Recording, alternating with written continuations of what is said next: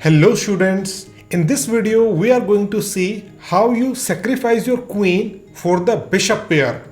Let's look at an example. In this position we are black. Black is already a pawn down and black played knight cross d5. Opponent played knight cross d5, knight cross d5 and he played knight f1. He is attacking our bishop. Okay, and here Black decided to sacrifice the queen. He decided to play knight c3. Opponent takes the queen and you take back. So you are attacking the queen and he plays queen d3 and you play bishop e4. Look, you have the bishop pair.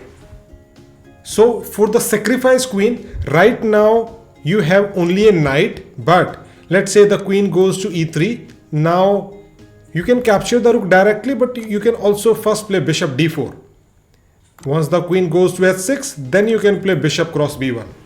So for the sacrifice queen, you have a rook and a bishop.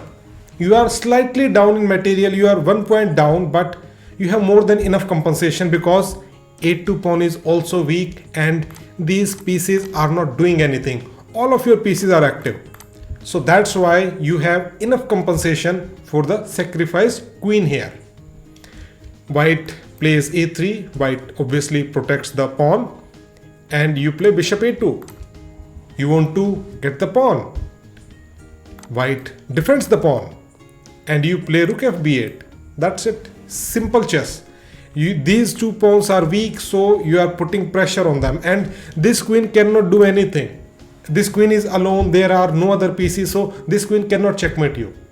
And that's why black will come out better. White plays b4, no other way to defend the pawn, so he decides to sacrifice it. C cross b4, a cross b4, rook cross b4, and now the material is completely equal. Now you have rook, bishop and a pawn for the queen. 9 points versus 9 points. So yes, you don't have a queen, but you have enough material compensation for the queen. Opponent plays knight f3, you come back, bishop g7, and opponent goes queen h3, and you don't have any weakness in your position. All of your pawn pieces are very well placed.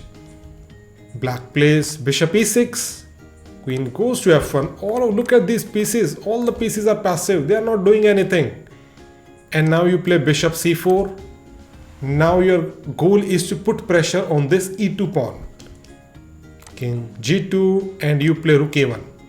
All the pieces are so active. White goes back g1 to overprotect this pawn. And now you play rook bb1.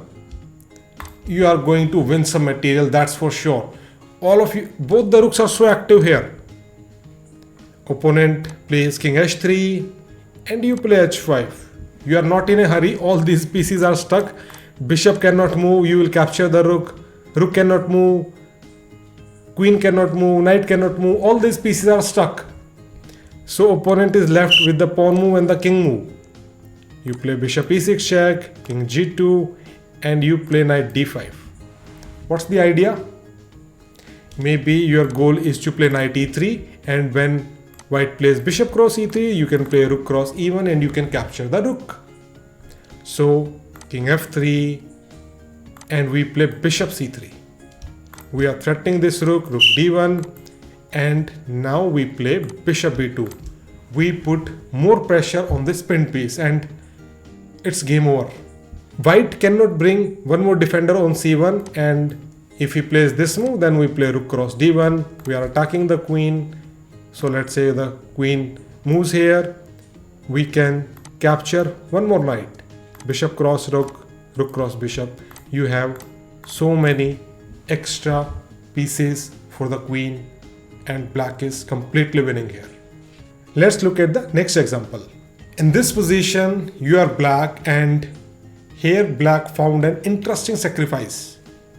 Here he played rook cross c3, bishop cross c3 and now he sacrificed the queen also. Queen cross f2 check, king cross f2 and where is the compensation?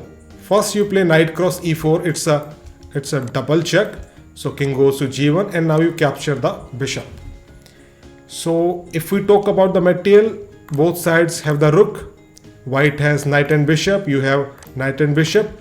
So for the queen, for this queen, you have a knight, bishop plus one more pawn. So 3 plus 3 plus 1, 7 points. For the queen, you have 7 points, you are down 2 points. And do you have the compensation? Yes, you have the compensation. Your pieces are active, this knight is active, and your bishop is active, your rook is active, plus you have a passed pawn on the e5. This is the compensation you get for sacrificing the queen. White plays queen d2 and black plays knight cross d5. So you got one more pawn. Now you are only down 1 point for the queen. So 1 point is not a big deal.